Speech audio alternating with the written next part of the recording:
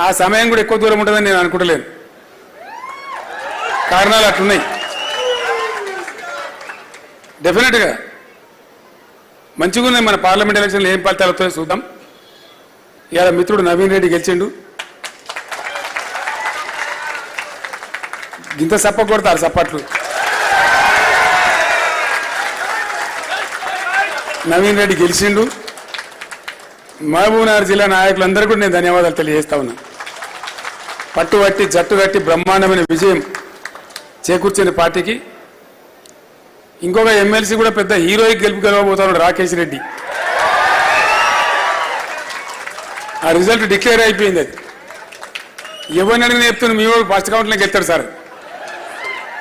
లోకమంతా ఒకటే పాట. అది గెలుస్తాం. ఇక నడమల పార్లమెంట్లో ఏమవుతుందో చూద్దాం. ఎన్నెన్నో రావచ్చు.